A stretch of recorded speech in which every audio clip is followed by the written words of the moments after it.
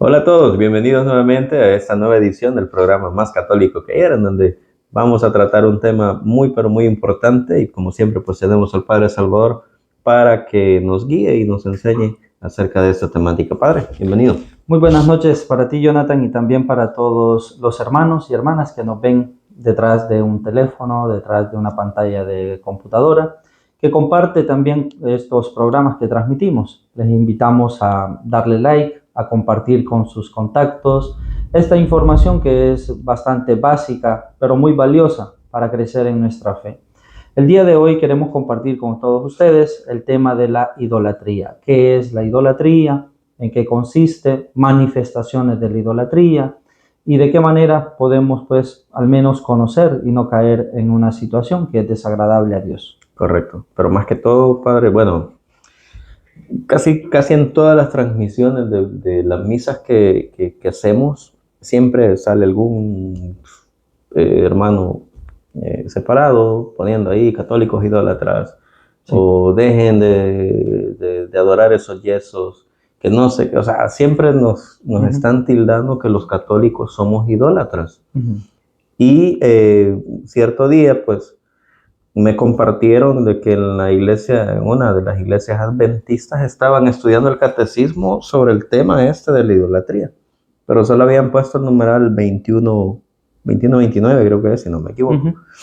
Pero no habían como puesto los anteriores, ¿no? Sí. Donde la iglesia clarifica qué es La la idolatría. idolatría desde el punto de vista de la iglesia. Sí. Entonces era como que, qué mal, ¿no? O sea, está bien que estudien el catecismo, pero ¿por qué quieren engañarlo solo poniendo como el dedo en la llaga esa que nos vienen carcomiendo desde hace muchísimo tiempo? Entonces, primero, yo creo que lo necesario es que nosotros, como católicos, sepamos qué es la idolatría, Sí.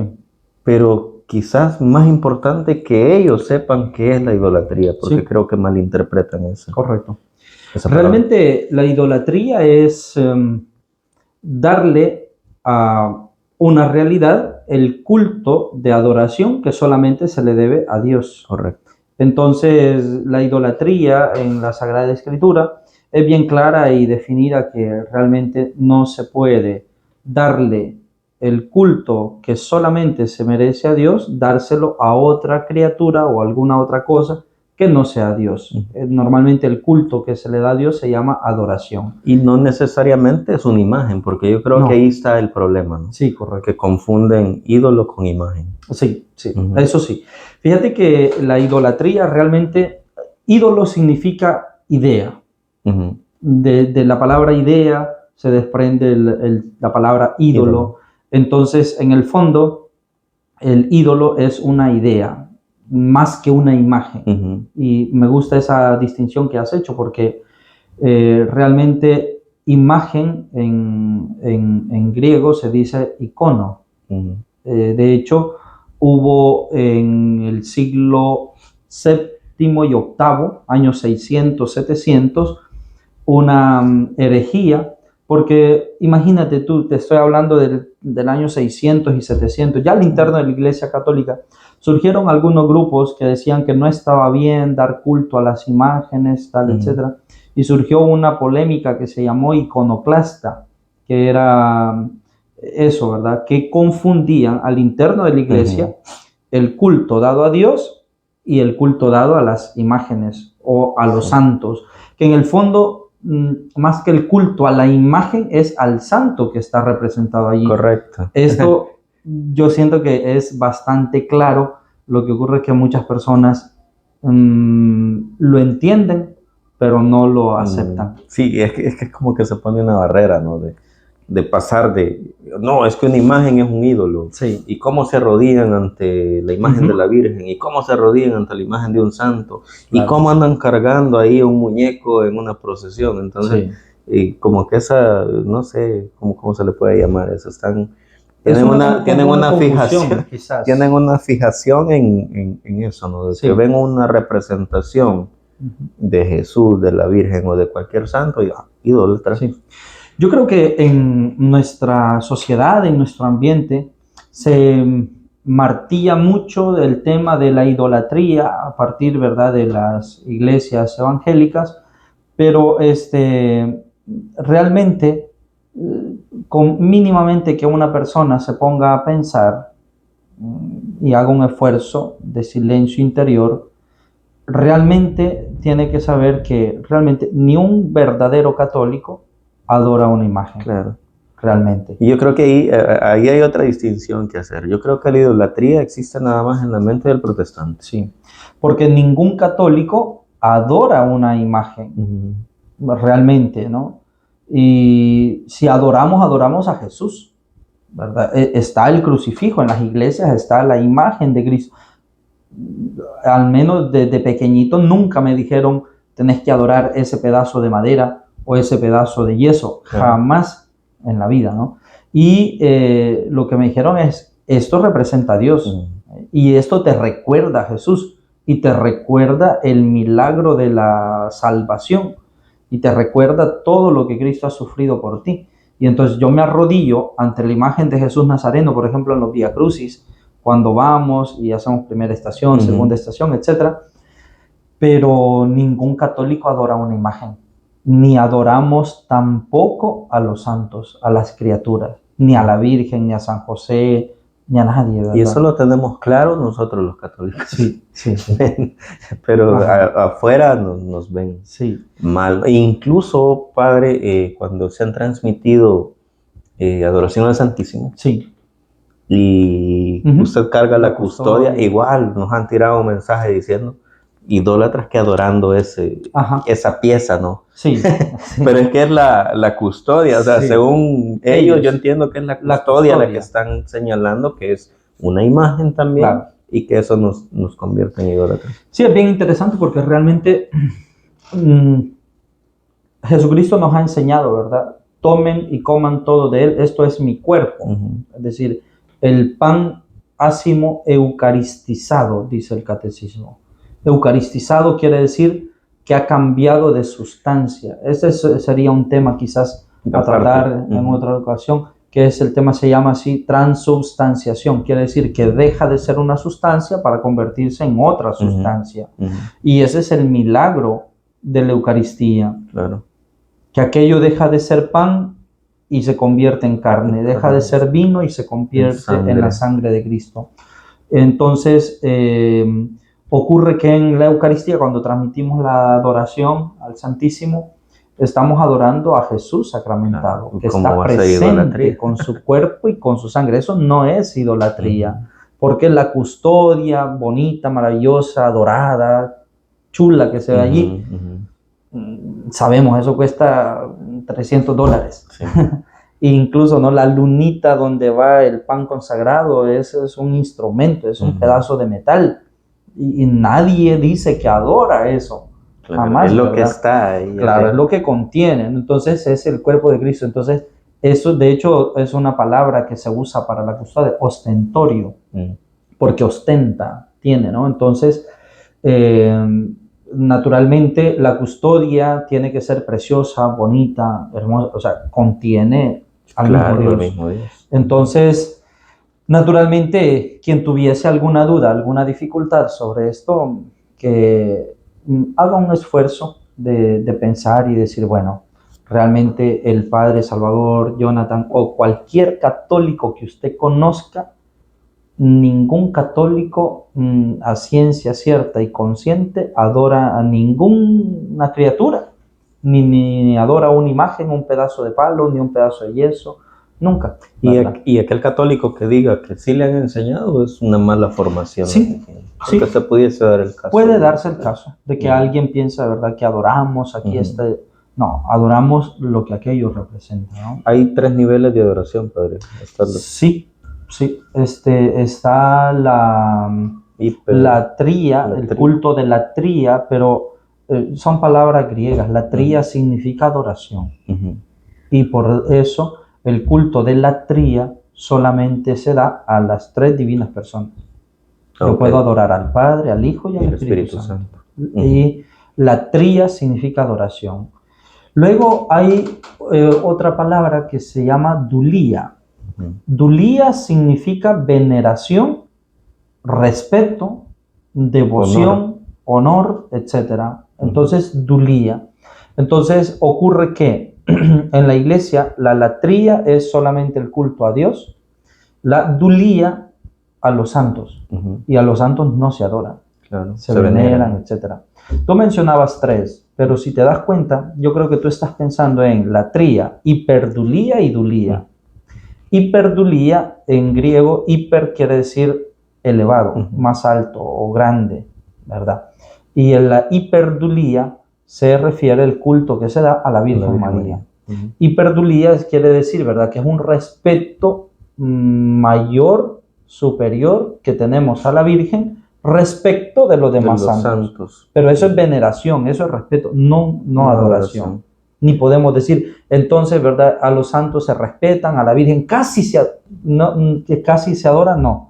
Aunque hay diferentes también definiciones de la palabra adoración que caben a veces dentro de esto, de la veneración. Incluso a veces lo pone como un sinónimo. Sí. Pero en diferentes niveles. O sea, jamás nosotros ponemos a la Virgen María al mismo nivel de Dios. No. Ni a ningún santo. No. Si acaso, ¿verdad?, cuando hablamos de latría, que es adoración solamente a Dios, hiperdulía a la Virgen y dulía a los santos, la hiperdulía tiene que ver más para abajo que para arriba, ¿verdad? Claro. Entonces, porque la Virgen es una criatura, no es una diosa, ¿verdad? Entonces, realmente quisiéramos insistir en este punto, que cualquiera que oiga estas palabras, viendo este video, que le dé chance en la mente y en el corazón a darse cuenta de que ningún católico adora a una criatura ni adora a un objeto. Ok, a todo católico que te quiera defender la fe, y específicamente en ese tema, le van a mostrar Éxodo 23. Correcto. No te hagas imágenes de nada, de Dios, ni de cosas en el cielo, en la tierra, tal, etc. Correcto. Eso tiene un contexto. Que normalmente no lo leen. Sino que parten de ahí. Y el contexto es este. El pueblo de Israel tenía que adorar un solo Dios. Esa fue una batalla bien difícil para el pueblo de Israel, por el motivo que estaban rodeados de muchos pueblos politeístas. Entonces ocurre que en Babilonia había muchos dioses, en Egipto muchos dioses, el mismo Faraón se elevaba a la categoría de Dios cuando ascendía Faraón. Los fenicios en el norte también, ¿verdad?, de lo que hoy es Palestina, también tenían muchísimos dioses. Entonces, Dios, cuando se revela al pueblo de Israel, les insiste en que no te harás imagen de Dios alguna. Pero es que no le ponen cuidado cuando dice imagen de Dios, ¿verdad? Porque en el Antiguo Testamento Dios no manifiesta ni una imagen de Él. Pero estoy pensando una cosa. Nunca se reveló. No, pero estoy pensando una cosa, fíjate, Jonathan. Entonces, dice, ni imagen del cielo, ni de la tierra, ni del agua, porque el motivo es siguiente, porque los demás pueblos que rodeaban, para los demás pueblos el sol era un dios, la luna es una diosa. Existían representaciones del dios de la guerra, del dios de la paz, de la lluvia, etcétera, de las cosechas. Entonces, por eso Dios dice, no te hagas una imagen de un dios de arriba del cielo. Para toda actividad humana había un dios. Un dios. Entonces, lo que sucede es eso, ¿verdad? De que los demás pueblos de la tierra tenían como dioses a criaturas. Entonces, cuando un hermano evangélico lee esos textos referidos a los católicos, realmente no coincide el contexto. No contextualiza. No está el contexto adecuado, ¿verdad? Entonces, pero fíjate, estaba pensando esta realidad. Abraham y muchos otros personajes reciben visitas de Dios en forma de seres humanos o ángeles. Y así, por ejemplo, hay una visita de dos seres un poco misteriosos que aparecen de repente y llegan a visitar a Abraham Y llegan, y Abraham le dice a Sara, su mujer, ¿no? Prepárales comida y tal, no sé qué. Y entonces su mujer, mientras está preparando la comida en la casa, ya eran ancianos. Y uno de ellos le anuncia y le dice, dentro de un año vamos a venir y ustedes van a tener un niño. Y Sara ya dentro en la cocina se ríe. Se ríe porque dice, yo ya estoy vieja, yo ya no voy a concebir, Abraham ya es un anciano, etc. Y entonces uno de estos ángeles le dice, tu mujer se está riendo y tal, etc. Pero dentro de un año vamos a venir y ustedes van a tener un hijo. Isaac significa el hijo de la risa. Oh. ¿No sabías? No, para nada. Isaac significa hijo de la risa, ¿verdad? Entonces, ocurre que cuando tengan oportunidad lean ese texto bíblico y Abraham se refiere a estos ángeles como mi Señor. Y mi Señor, y mi Señor, y mi Señor. Mi Señor era una palabra que en el hebreo solo se usaba para referirse a Dios. Adonai, ¿verdad? Entonces, ocurre que en el Antiguo Testamento ya hay varios personajes que llaman a unos seres en forma de seres humanos que hacen visitas a hombres y estos hombres los llaman como mi Señor. Están los arcángeles, sobre todo es bien conocido el episodio de cuando se presenta Rafael, que es medicina de Dios, ¿verdad? Y entonces se presenta también y al que va acompañando le dicen mi Señor, mi Señor, mi Señor. Y dice, yo vengo de parte de Dios. Y entonces el que viene de parte de Dios, o sea, si alguien viene de parte de Dios, dice, este es Dios también. Entonces le dicen mi Señor, ¿verdad? Y no es, Dios no dice, por favor no le digas mi Señor a los ángeles que yo mandé. Porque sí, se contradeciría en ese caso del mandamiento este, ¿no? Correcto. No, ya tendrás a otro Dios. A otro Dios, etc. Total, de que en el Antiguo Testamento ya existen, digamos así, revelaciones de Dios en forma de ser humano. Luego viene la revelación de Jesucristo como un ser humano, que esa es realmente una revelación muy fuerte, muy grande. Sí. Y entonces ocurre que al Señor, a Jesucristo, lo apedreaban, lo insultaban, lo echaban de la ciudad y tal, y todo decía, ¿por qué? Si he hablado bien, ¿por qué me apedrean? ¿Por qué me echan? Y dice, no, por ninguna obra buena. Lo que pasa es que tú dices que eres hijo de Dios, haciéndote igual a Dios. Y entonces Jesucristo nunca negó que era Dios, en forma de ser humano. Encarnación. Claro. Entonces, ¿qué significa eso? ¿A dónde quiero llegar? ¿A qué? En todas las iglesias católicas, será muy rara la iglesia, prácticamente en todas existe un crucifijo donde está la persona de Cristo. Y obviamente ningún católico cuando entra a la iglesia se arrodilla por adorar un pedazo de madera o un pedazo de yeso o de plástico. Me doy cuenta que eso me recuerda a la persona de Jesucristo y yo adoro a Jesucristo. Correcto. Una representación. Cualquiera puede tener una fotografía en su cartera y eso representa a la imagen de una persona que uno aprecia, valora, ¿no? Y es lo mismo en este caso para nosotros. O sea, vemos una representación de Jesucristo, es como que lo tuviésemos a Él, pero no es eso. Así es. Ya. Dentro del... La otra revelación creo yo que es cuando Moisés, ¿verdad? La zarza, pero ahí no fue. Sí. Allí solamente fue un fuego. Un fuego, la zarza ardiente. Pero es bien interesante, Jonathan, porque ese fuego ardiente y que no se apagaba, que no consumía aquella zarza, fíjate, ya ahorita nosotros ya tenemos la revelación completa y sabemos que Dios es Padre, Hijo y Espíritu Santo. Y el Espíritu Santo, en los Hechos de los Apóstoles, se manifiesta, dice, como lenguas de fuego. Entonces, aquella zarza es, de alguna manera, ese símbolo del Espíritu Santo que Dios anunció, ¿verdad? Entonces, ¿qué ocurre? Que el Espíritu Santo también tiene esas representaciones. Hay otro versículo que usan, donde no me recuerdo, es Salmos 115 o algo así.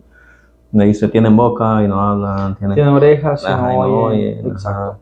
Sí, eso es normal. por lo mismo, porque Correcto. en la cultura griega, por ejemplo, todos sabemos que el dios de los dioses era Zeus.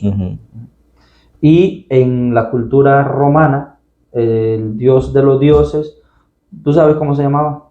¿Cuál era el más grande de los dioses romanos? No, ni idea. Júpiter. Okay. ¿Por qué te digo esto? Porque los griegos tenían imágenes de Zeus. Y Zeus era un hombre fuerte, grande, potentoso, etc. Y luego los romanos tenían también a Júpiter. Y Júpiter era el dios más grande. Entonces, Júpiter era igual una imagen de un dios así, ¿no? De esa manera. Luego estaban otros dioses.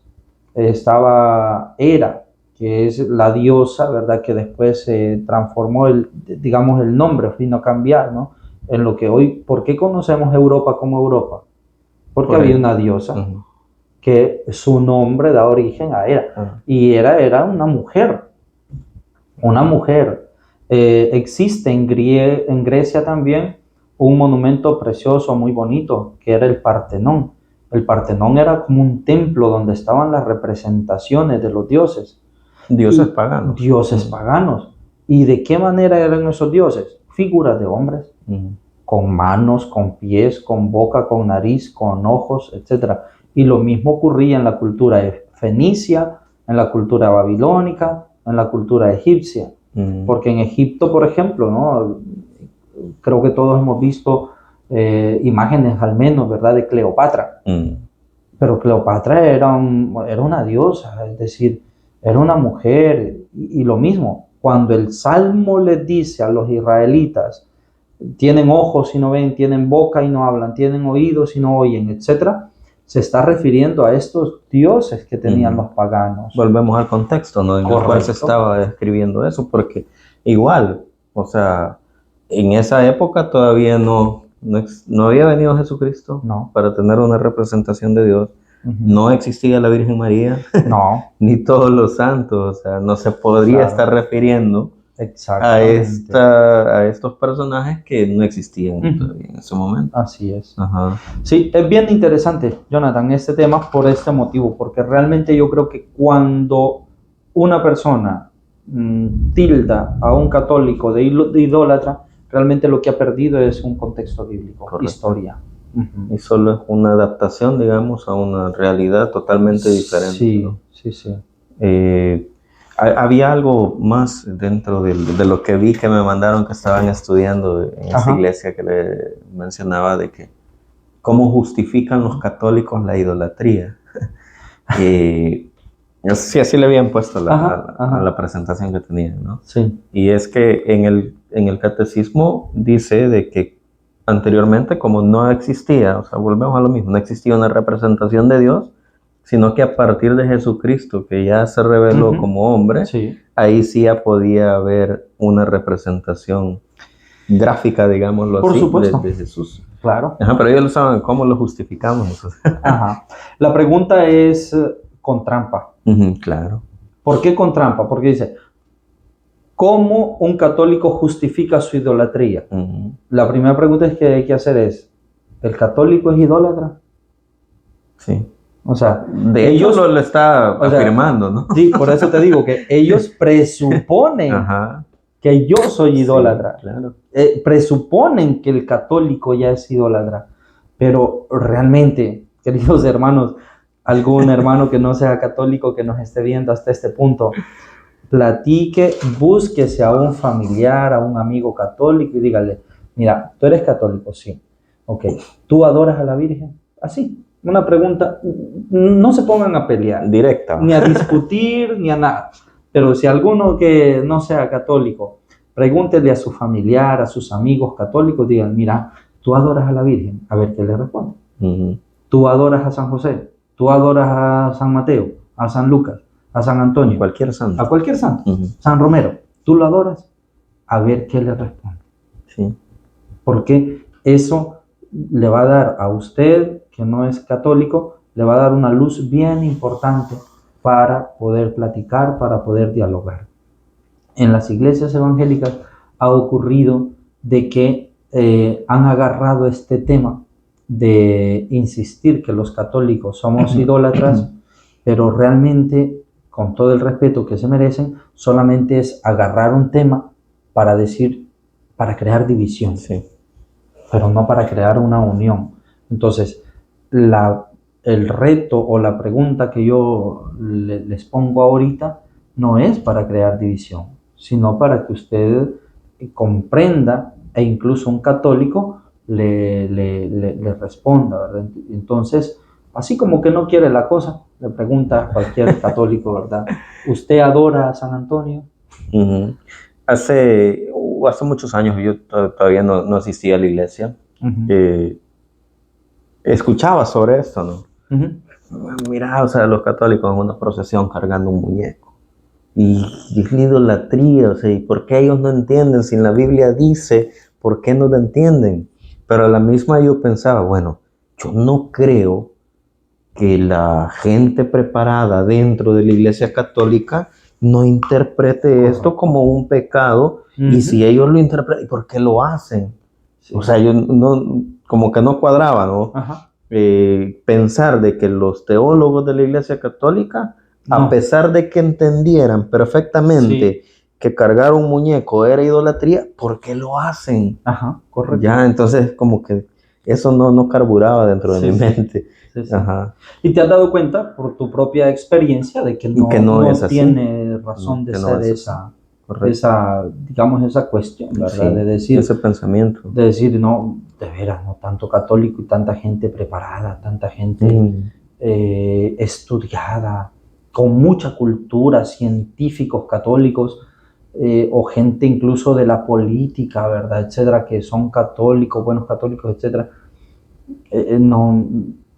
Sí, no cuadra. Si andamos allí es porque no es una idolatría. Claro, claro. Y de repente ya viene un nuevo teólogo protestante y dice, no, es que esto es así. Entonces desechamos a aquellos y le damos cabida a este nuevo que nos viene a presentar algo extraído de la Biblia, de la creación de la iglesia, digamos. Ya hablamos del tema de la Biblia, ¿no? Y con esa misma nos atacan. Y con este mismo tema de la idolatría se ha ido muchísima gente de la iglesia. Sí, la verdad es de que hay bastantes cristianos católicos que se han dejado quizá influenciar. Y tú dijiste una cosa hace un rato que es bien importante, que hay muchos cristianos católicos que no se preparan, no estudian, no ponen cuidado en las predicaciones para poder, no digo yo ir a polemizar, ni siquiera para poder defender lo que creen, ¿verdad? Yo en esta parroquia, cuando vine, me encontré todavía algunas personas católicas que se les hacía bien difícil ir al Vía Crucis, ¿verdad? Y digo yo, me puse a pensar... Se ponían a pensar ellos que eso era idolatría. Era una idolatría. Pero luego me puse a pensar y dije yo, bueno, es que lo que sucede es que el parlante del hermano pastor está sonando más fuerte que el de la iglesia católica, ¿verdad? Y no me refiero a audio, a sonido, me refiero a insistir sobre ese tema, ¿verdad? Correcto. Bueno, realmente sí he aprendido muchas cosas ahorita, lo que hemos hablado, Padre. Es importante realmente saber, porque este es uno de los temas más, como hemos venido hablando, con el que más insiste y con el que más nos etiquetan de que somos así, y que por eso pues igual se genera eso de, híjoles, y estaré haciendo bien, o sea, insertan duda en el católico que no está preparado, pero que esto sirve para aclarar, ¿no? Y fortalecer también la fe y la confianza en la doctrina que nosotros tenemos. Una cosa que sí yo quisiera que quedara quizá un poquitito más asentada es que sí, en la Iglesia Católica adoramos la hostia consagrada, eso sí. Y alguien puede decir, sí, pero un pedacito de pan y tal. Ocurre lo siguiente, si alguien todavía a día de hoy considera que la hostia consagrada solamente es un trocito de pan que no cuenta nada, que no tiene mayor significado. Un símbolo. Yo le invitaría a que sin prejuicios se acerque a descubrir y a estudiar milagros eucarísticos, ¿verdad? Porque son bien interesantes e importantes, porque sucede que Dios a lo largo de estos 2000 años ha revelado y ha dado muchos signos de que si hay una cosa que podemos adorar es la hostia consagrada por un sacerdote. Es lo único. ¿Y por qué? Porque en la Sagrada Escritura se sustenta muy claramente con las palabras de Jesús que allí nuestros ojos, nuestro oído, nuestro gusto, dice Santo Tomás de Aquino, nos fallan. Nos fallan. Porque vemos los accidentes materiales. Harina, blanco, duro, etcétera. El vino, fuerte, el color, etcétera. Pero realmente Dios en estos 2000 años a la Iglesia Católica nos ha dado muchísimos signos de que realmente Él está allí presente. Y quizá para ir cerrando, Padre, también creo yo que vale la pena mencionar de que dentro de las iglesias evangélicas se da también la idolatría, porque en algunos logos hay una paloma dibujada. ¿Qué representa la paloma? El Espíritu Santo. Entonces, y el Espíritu pues es Espíritu. Entonces, creo yo de que ellos también en algún momento caen o no caen en cuenta de que están representando el Espíritu Santo con una criatura. Con una criatura. Ajá, con una criatura. Pero, bueno, dice, ¿verdad? Cuando fue el bautizo de Jesús, descendió el Espíritu Santo en forma de paloma. Pero, ¿qué tipo de paloma era? Claro. Entonces es como que hablan de algo o nos critican de algo que también ellos practican. Y no creo yo que ellos lo vean eso como idolatría. Exacto. Me hiciste recordar un asunto. Hace como un año más o menos quizá, fíjate que fui a cenar. No a cenar porque era más bien compartir un refrigerio aquí en la alcaldía de la zona. Y ocurre que llegamos y en la alcaldía hay varios puestos de comida y de tal. Y nos sentamos ahí con una familia a compartir. Y estaban preparando, unos evangélicos, estaban preparando un culto. Y ocurre que en la tarima, así encima habían puesto bienvenidos, Jesús te llama. Y a cada lado había una imagen que habían impreso en un papel de Jesús. Y mira, me llamó tanto la atención porque eran evangélicos. Yo sé que evangélicos, a una señora hasta cosquilla le hizo porque creo que me conoció, ¿verdad? De verme allí. Y yo estaba con una familia de unos catequistas compartiendo. Y a la señora hasta se incomodó porque la conozco y tal. Y ella llegó allí a sentarse y a darse cuenta que estaba el Padre y tal. Y yo decía, bienvenidos, Jesús te llama. Y 2 imágenes de Jesús. Y eran del Sagrado Corazón. O sea, digo yo, estos hermanos evangélicos, yo no sé. La primera imagen que hallaron imprimida. No sé, claro, yo no sé si lo pensaron o no, pero estaban allí las imágenes. Y dije yo, quizá ellos mismos tienen esta misma confusión que no hayamos. Que no se comprende. Sí, la representación, Jonathan, de Dios y de tal, en el fondo es una exigencia de la naturaleza humana por el motivo que Dios mismo en la Sagrada Escritura se revela como un Dios cercano al hombre, no como un Dios lejano. Claro. Y entonces Dios, la manera que ha tenido de acercarse a nosotros es haciéndose como nosotros. Que estas palabras que te digo están mal dichas. ¿Por qué motivo? Porque dice el libro del Génesis que tú y yo fuimos creados a imagen de Dios. Sí. Entonces, ¿qué quiere decir? Que la imagen en este mundo más cerquita de Dios es cada ser humano. Sí. ¿Y qué hizo Cristo? Cristo vino a manifestar realmente la imagen de Dios. Y cuando Cristo viene al mundo, nos damos cuenta que yo y tú somos los que más nos parecemos a Dios. Claro. O sea, el fundamento para representar a Dios es muy claro. Porque Él se encarnó como un ser humano, Sí. obviamente. Y todavía más, o sea, este es bien lindo porque imagínense, hermanos, cualquiera, todos, si dice el libro del Génesis que Dios creó el hombre a imagen y semejanza de Dios, o sea, Dios mismo quiso tener en este mundo una imagen. Una imagen de Él. Y esa imagen de Dios somos cada uno de nosotros. Entonces, la representación del crucifijo es la imagen más perfecta de Dios, realmente. No es que nosotros hayamos dicho, es que Dios es como yo. Es al revés. Sí, sí, sí. Yo me parezco a Dios. Y cuando Jesús viene a la tierra, viene a confirmar esa palabra. Hagamos el hombre a imagen y semejanza de Dios. Nuestra, dice el libro del Génesis. Sí. De tal manera que Dios sí ha querido una imagen suya aquí en la tierra. Así. Qué difícil, queridos hermanos, querer estar negando eso. Es bien difícil, porque eso hay que ir en contra de la conciencia, en contra de la razón y en contra de la revelación. Yo creo que habrá un momento, como ha pasado con otros temas, en que esto se va como a normalizar, ¿no? Puede ser que nos dejen de llamar idólatras, porque hace poco escuchaba sobre el bautismo de niños. Decían, no, es que un niño sí se puede bautizar, lo que no se puede bautizar es un bebé. Y yo, ¿cómo?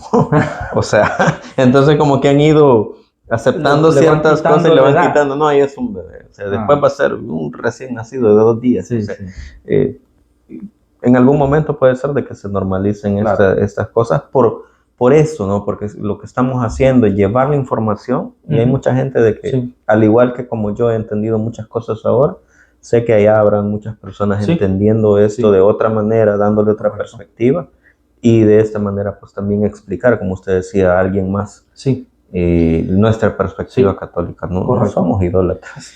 Esperamos con este episodio haberles iluminado un poquito, ayudado un poquito en todo, ¿verdad?